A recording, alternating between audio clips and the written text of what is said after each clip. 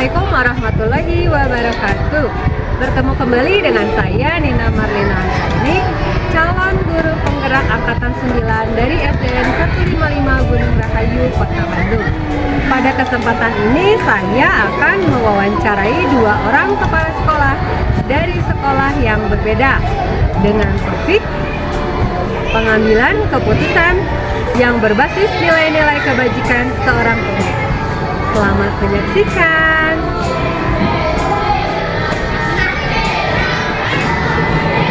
Assalamualaikum Pak.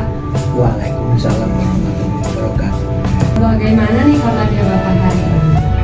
Alhamdulillah baik-baik saja. Alhamdulillah, mudah-mudahan Bapak diberi kesehatan terus, Ibu juga diberi kesehatan. Amin, amin, amin Pak. Semoga Bapak sehat seterusnya ya Pak ya. Amin, amin. Nah, pada kesempatan ini saya akan mewawancarai Bapak. Mohon izin saya mewawancarai Bapak. Baik Bapak, Bapak ini kan di sini sebagai pemimpin, sebagai kepala sekolah ya Pak ya. Nah, selain di sini sebagai kepala sekolah juga Bapak juga tentu saja banyak kegiatan Pak ya di luar sekolah gitu. Nah, tentu saja dari beberapa kegiatan Bapak ini mungkin Bapak pernah menemukan kasus-kasus ya Pak ya. Nah, yang ingin saya tanyakan di sini bagaimana nih Bapak ya dapat mengidentifikasi kasus-kasus yang merupakan dilema etika atau rujukan moral gitu Pak. Nah, bagaimana di sini cara Bapak mengidentifikasinya ketika Bapak bertemu dengan kasus yang berhubungan dengan dilema etika gitu Pak, atau dengan rujukan moral gitu? Alhamdulillah selama Bapak di sini banyak hal-hal yang sifatnya masalah-masalah yang muncul di sekolah kita. Nah, jadi hal ini untuk mengidentifikasi masalah tersebut, alhamdulillah Bapak juga tidak pada prinsipnya tidak mengambil keputusan secara sepihak. Tapi Bapak kaji dulu permasalahannya, dan juga Bapak juga permasalahan yang muncul di sekolah ini juga Bapak sebagai pemimpin juga meminta masukan atau pendapat, baik dari misalnya kalau kasusnya di mahasiswa, Bapak juga yang minta pendapat, atau kasusnya muncul itu ke gurunya, bagaimana nih permasalahannya. Nah, baru Bapak juga mengidentifikasi masalahnya. Dan juga yang mungkin Bapak selama ini permasalahan banyaknya di kasusnya di permasalahan siswa. Kalau guru pada prinsipnya itu kan etikanya bisa to the point lah kalau di guru. Kalau menyangkut masalah-masalah di siswa kan ya istilahnya ribet gitu. Jadi Bapak mengidentifikasinya tidak to the point, tapi diambil dulu kasusnya gimana, terus permasalahannya apa, dan cara penyelesaiannya juga nanti bagaimana. Itu yang selama ini Bapak lakukan di sekolahan SDN 155. Baik Bapak. Nah, selanjutnya Pak nih ya. Nah, setelah Bapak nih bertemu dengan kasus-kasus gitu Pak ya. Nah, jadi kan Bapak berarti harus sebagai pemimpin itu harus berani mengambil keputusan ya Pak ya. Nah, bagaimana nih jika Bapak ya menemui kasus-kasus yang sudah Bapak jelaskan, nah di mana di situ itu ada kepentingan, ada 2 kepentingan gitu yang sama-sama benar nih. Jadi bagaimana nih Bapak cara mengambil keputusannya sementara dua-duanya itu sama-sama benar gitu Pak? Alhamdulillah yang Bapak tangani di sini, yang pertama skala prioritas yang harus diselamatkan dulu. Walaupun itu kasusnya ya misalnya kasus di anak atau kasus ini kalau kita diambil tindakan, kalau sudah teridentifikasi, nah tindakan yang Bapak lakukan yang pertama ngambil keputusan dulu yang pada prinsipnya satu, tidak merugikan mereka. Nah, walaupun pada prinsipnya masalah itu mereka memang betul kalau dilihat kasusnya ya memang betul-betul kasus gitu. Tapi dilihat dulu anak itu harus diselamatkan oleh kita sebagai pemimpin di sini gitu. Karena pada prinsipnya kita mengambil keputusan kalau ini kita ambil keputusan kerugian anak gimana? Permasalahannya kalau misalnya anak yang paling utama kita selamatkan anak dulu gitu. Ya prinsipnya anak itu jangan sampai jadi korban, sudah ada kasus tapi jadi korban juga gitu kan. Nah itu jadi keputusan Bapak di sini mengambil yang pada prinsipnya tidak merugikan anak. Itu yang pertama. Yang kedua juga Bapak pertimbangan dari wali kelasnya juga Bapak ambil. Nah jadi kalau sudah pertimbangan wali kelas, pertimbangan kasusnya juga dipertimbangkan, baru Bapak mengambil keputusan. Dan keputusan ini yang sifatnya kembali lagi yang tadi Bapak ceritakan, tidak merugikan anak. Ya walaupun gimana tetap itu anak kita dan harus kita bantu dan harus kita selamatkan. Nah itu yang Bapak ambil selama ini di sini. Jadi akhirnya masalah itu ya pada prinsipnya permasalahannya bisa diselesaikan, anak juga tidak dirugikan dan pihak sekolah pun tidak dirugikan juga. Jadi keputusan Bapak yang semuanya clear bisa terselamatkan. Itu yang selama ini Bapak tangani di sini. Baik, berarti Bapak itu pertama-tama mengidentifikasi dulu ya Pak ya, mengidentifikasi kasusnya apa, Iya. dan akhirnya mengambil keputusan yang tidak merugikan ke Iya, dua-duanya tidak dirugikan. Karena dua kepentingan ini sama-sama benar ya Pak ya. Betul. Baik Pak, pertanyaan selanjutnya nih, langkah-langkah atau prosedur seperti apa yang Bapak lakukan dalam menangani kasus-kasus dilema etika? Langkah-langkah yang Bapak selama ini lakukan, yaitu dalam artian tidak lamun yang tidak tek kita tidak seperti itu gitu. Yes. Tapi yang tadi itu langkah-langkahnya Bapak kan prosedurnya dilihat dulu gitu. Jadi pada prinsipnya harus lamun cek bahasa keren namun teh step by step atau sedikit gitu. Jadi tidak langsung to the point mengambil keputusan ya istilahnya saklek gitulah. Nah ini kan kasus-kasus dilema di sekolah itu kan beda dengan kasus-kasus hukum di luar gitu. Jadi pada prinsipnya langkah-langkahnya kita mengambil poin demi poin gitu. Jadi tidak istilah nama tidak saklek tak gitu, tidak seperti itu. Mungkin itu Bu. Ya, jadi Iya. langkah-langkahnya atau prosedurnya itu Bapak di step by step gitu Pak ya.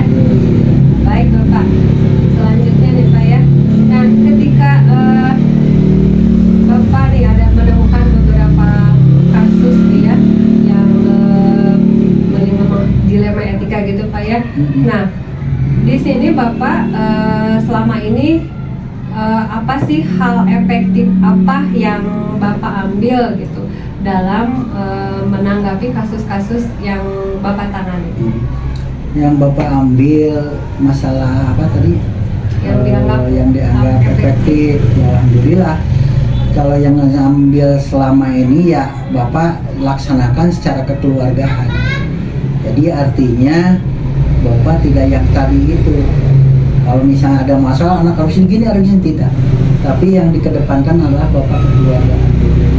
Jadi hati nurani dulu Bapak yang diambil langkah itu hati nurani dan kekeluargaan gitu. Tidak ada masalah ini langsung tek harus begini harus diberi hukuman gitu. Nah itu yang Bapak ambil selama ini. Jadi anak-anak atau ada kasus atau siapa aja di sini kasus anak-anak terutama anak-anak ya pada prinsipnya tetap walaupun gimana anak-anak kita harus diselamatkan. Walaupun ya pada prinsipnya memang anak itu salah, tapi kesalahannya sampai di mana gitu. Kalau sudah menyangkut masalah besar atau kasus hukum yang itu ya itu malah masalah ya. Tapi yang selama ini masih bisa diselesaikan di sekolah ya kita selesaikan secara kekeluargaan gitu. Baik Pak ya, dari kasus-kasus yang sudah Bapak temui Pak ya, tantangan apa saja yang Bapak alami dalam pengambilan keputusan pada kasus-kasus dilema etika? Tantangannya ya alhamdulillah tantangannya memang unik gitu ya. Tantangannya unik gitu. Jadi ya kadang kita ngambil resiko juga gitu ya. Jadi ya unik lah gitu ya. Jadi tantangannya yang insya Allah lah, mudah-mudahan dengan tantangan-tantangan ini juga di satu sisi penemuan-penemuan sebagai langkah Bapak pengambil kebijakan, di satu sisi juga buat pengalaman di gurunya, di satu sisi juga buat tantangan anak-anak kita gitu, untuk jangan sampai istilahnya kita ada hal-hal kasus-kasus lagi, itu aja. Berarti Bapak untuk mengambil keputusan ini adalah ada beberapa tantangan ya Pak ya, Iya, tapi tetap betul. saja tidak bisa meninggalkan nilai-nilai kebajikan gitu Pak ya, Bapak sebagai seorang pemimpin. Betul. Ya. Nah, pertanyaan selanjutnya Pak nih, dalam menyelesaikan sebuah masalah dilema etika nih Pak ya, apakah Bapak memiliki jadwal tertentu gitu untuk menyelesaikannya, atau diselesaikan saat itu juga? Nah, Pak? untuk permasalahan dilema ini, kasus ini Bapak tidak punya jadwal tertentu. Kalau ada jadwal tertentu kan Bapak harus fokus gitu ya. Tapi ini mah Bapak penyelesaiannya, kalau ada masalah kita tangani, identifikasi permasalahannya apa, selesaikan. Jadi tidak menunda permasalahan di larut-larut gitu. Hari itu juga kalau tidak selesai, selanjutnya selesaikan hari itu juga selesai gitu. Nah, jadi lamun cekasar nama tidak ngambang. Oh, iya. Nah, tidak ngambang. Jadi kalau ada tidak, yang kembali tadi tidak ada jadwal yang tertentu tanggal sekian, tanggal sekian. Jadi permasalahannya ada kasus, kita identifikasi, kita kumpulkan, kita beri keputusan. Baik, Gitu. jadi Pak menangani kasus itu lebih cepat, lebih baik mungkin Itu, gitu, Pak ya. betul. Ya setuju sekali Pak, saya juga setuju. Iya. Nah selanjutnya nih Pak ya, adakah seseorang atau faktor-faktor apa yang mempermudah Bapak untuk mengambil keputusan dalam kasus-kasus yang sudah Bapak alami? Nah, paling faktor-faktor pendukung, artinya faktor pendukungnya di situ wali kelasnya, gurunya, dan juga orang tuanya proaktif, siswanya juga proaktif gitu. Jadi permasalahan itu cepat diselesaikan. Tapi jadi faktor-faktor itu yang selama ini Bapak menyelesaikan permasalahan secara cepat itu. Beda kalau tidak ada faktor, misalnya orang tuanya tidak proaktif, ya itu kan lebih, permasalahannya akan lebih lama. Tapi selama ini alhamdulillah semua proaktif, faktor-faktor pendukungnya juga proaktif, ya alhamdulillah kasusnya juga cepat selesai gitu. Baik Pak, berarti seseorang atau faktor yang mempermudah itu yang ada di lingkungan itu Betul, sendiri berarti betul, Pak ya? betul. Ya luar biasa sekali Pak. Nah baik Pak, selanjutnya nih, dari semua hal yang telah Bapak sampaikan nih ya, pembelajaran apa nih yang dapat Bapak petik dari pengalaman Bapak dalam mengambil keputusan? Nah, ini pengalaman yang sangat berharga buat Bapak, karena tidak mudah menyelesaikan permasalahan, apalagi masalahnya rumit, tidak mudah. Tapi dengan kolaborasi tadi, faktor pendukung, semua mendukung, terus kita juga berbicaranya, menyelesaikannya secara kekeluargaan, itu alhamdulillah pengalaman-pengalaman itu yang berharga buat Bapak gitu. Baik, jadi di sini mungkin pengalaman adalah guru yang paling Betul, berharga ya Pak ya. betul. Nah luar biasa sekali Bapak. Mungkin itu saja beberapa pertanyaan dari saya terkait pengambilan keputusan yang berbasis nilai-nilai Betul. kebajikan sebagai seorang pemimpin. Betul. Pak ya, Bapak, saya ucapkan terima kasih Sama-sama. atas waktu dan kesempatan Bapak yang sudah diberikan kepada saya untuk mewawancarai Bapak hari ini. Alhamdulillah. Itu saja Pak dari saya. Sekali lagi terima kasih ya Pak ya. Matur nuhun. Wassalamualaikum warahmatullahi wabarakatuh. Waalaikumsalam warahmatullahi wabarakatuh. Assalamualaikum Bu, apa kabar? Waalaikumsalam. Alhamdulillah sehat, luar biasa. Gimana Neng? Sehat? Sehat Bu. Semoga Ibu sehat seterusnya. Amin ya Allah. Doa yang sama buat Neng.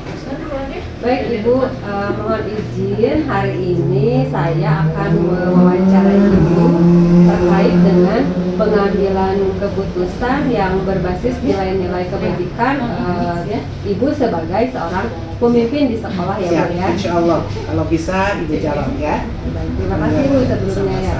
Baik Bu, pertanyaan dari saya yang pertama nih ya. Ibu kan tentunya selain sebagai kepala sekolah, Ibu juga di luar mungkin banyak kesibukan ya Bu ya, dan mungkin Ibu juga sering bertemu dengan kasus-kasus ya Bu ya. Nah, dari kasus-kasus yang Ibu temui, bagaimana nih cara Ibu dapat mengidentifikasi kasus-kasus tersebut yang merupakan dilema etika atau bujukan moral gitu? Ya, kasus dilema etika dihadapkan pada sesuatu yang benar melawan yang benar juga. Artinya kebenaran melawan kebenaran. Sedangkan bujukan moral merupakan sesuatu yang benar dan melawan yang salah. Artinya seperti itu untuk ini, sehingga seorang pemimpin itu dalam dilema itu harus bisa mengambil keputusan mana yang terbaik buat kasus tersebut. Baik Bu ya, jadi Ibu harus benar-benar ya Bu ya mengambil keputusan bisa yang memilih dan memilah, artinya seperti itu. Oke, baik Ibu. Nah, pertanyaan selanjutnya adalah bagaimana nih Ibu ya menjalankan pengambilan keputusan di sekolah Ibu nih, terutama untuk kasus-kasus di mana ada dua kepentingan Bu di situ, yang kepentingan tersebut adalah sama-sama benar gitu. Ya, artinya dalam mengambil keputusan itu kita harus mengecek dulu kebenaran kasus yang terjadi. Kemudian kita identifikasi dulu kasus tersebut, sehingga keputusan yang diambil oleh ibu atau seorang pemimpin itu benar dan sesuai dengan apa yang diyakini oleh ibu, seperti itu. Baik Ibu, selanjutnya adalah langkah-langkah atau prosedur seperti apa nih yang bisa Ibu lakukan dalam menangani kasus-kasus yang Ibu hadapi? Artinya seperti yang nomor 2 tadi disebutkan, bahwa kita yang pertama kali yang harus kita lakukan adalah mengidentifikasi dulu kasus yang dihadapi. Kemudian mencari alternatif lain untuk menyelesaikan konflik kasus tersebut, karena di dalam kasus itu ada konflik. Jadi tidak kasus itu satu, tapi pasti ada di belakangnya ada konflik yang lainnya. Kemudian melakukan tindakan yang diyakini oleh, kalau diri saya sendiri atau diri ibu sendiri, bahwa itu adalah untuk kepentingan semua orang yang terbaik menurut ibu, seperti itu. Baik Ibu, berarti prosedurnya mulai dari identifikasi dulu ya Bu betul. ya. Mengidentifikasi, kemudian baru kita melakukan prosedur apa yang harus dilakukan untuk kepentingan semua orang, dan itu adalah yang terbaik buat semuanya. Baik, luar biasa sekali Bu ya. Nah, selanjutnya Bu, hal-hal apa saja yang selama ini Ibu anggap efektif nih dalam pengambilan keputusan pada kasus dilema etika? Karena ibu juga punya pemimpin, ibu ada di bawah pemimpin, berarti yang pertama kali dilakukan adalah kita bermusyawarah dulu untuk mengambil keputusan yang terbaik. Kita bermusyawarah dengan, kalau ibu ada pimpinan, berarti ibu boleh sharing atau berdiskusi dengan pemimpin ataupun dengan artinya tim kerja yang ada di ibu. Iya. Ada, kita ambil dulu musyawarah seperti apa, sehingga nantinya ada keputusan yang diambil yang tidak akan merugikan orang lain, seperti itu. Artinya keputusan itu akan baik untuk semua orang. Baik Ibu, berarti di sini ya bijaknya seorang Iya, pemimpin gitu ya Bu ya. Jadi mengambil keputusan itu yang baik untuk semuanya. Seluruh orang, semua orang. Baik, selanjutnya ini Bu, dalam menangani kasus ya Bu ya, tentunya ada tantangan nih yang Ibu alamin nih. Boleh Bu disebutkan nih kira-kira ketika Ibu menghadapi tantangan nih, keputusan apa nih yang akan Ibu ambil dalam kasus-kasus dilema etika? Dalam sebuah kasus pasti ada ya tantangannya.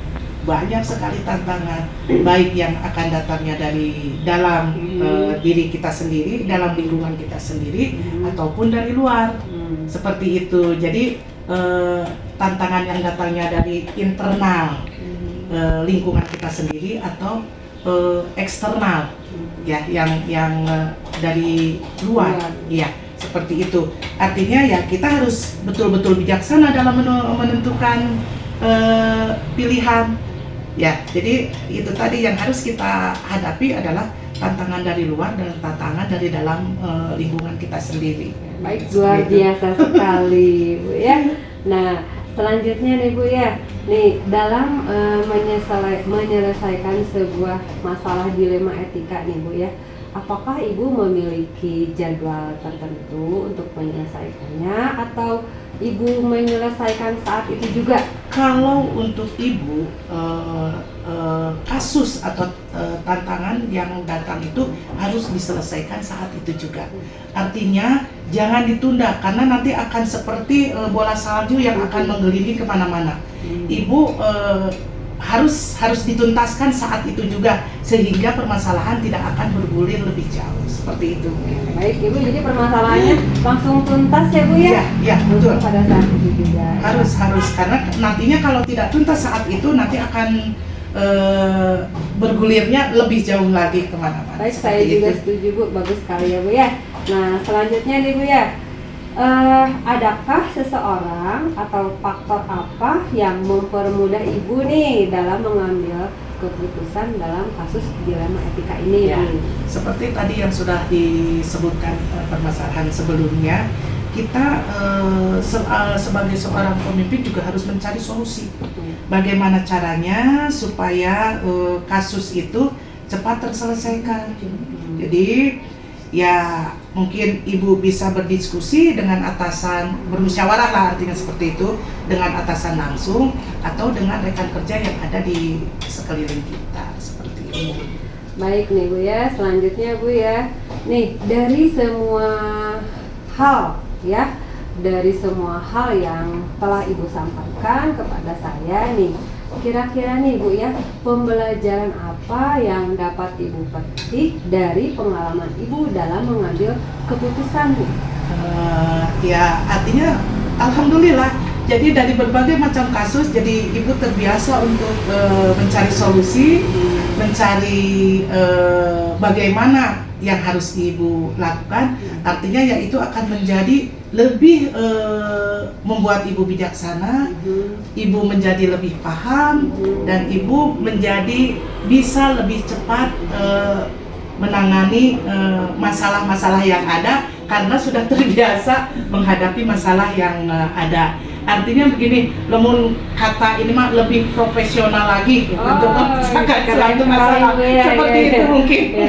Baik Bu, berarti jadi Ibu sudah profesional ya ketika bertemu kasus-kasus gitu Bu ya, karena Ibu belajar dari pengalaman ya Bu ya, karena ada peribahasa yang begitu Bu, jadi pengalaman itu adalah guru yang terbaik. Betul, sangat betul itu. Ya, luar biasa sekali. Mending aku profesional, padahal mah yang itu seperti itu tadi, mungkin ia akan lebih bijak lagi lah dalam mengambil sikap, lebih dewasa lagi, iya, betul, mungkin ya Bu ya, dalam itu. mengambil keputusan. Iya. Baik Bu, sangat luar biasa sekali ya Bu ya. Baik Ibu, mungkin itu saja wawancara dari saya. Saya mengucapkan banyak terima kasih kepada Ibu Kepala Sekolah nih ya. Sama-sama.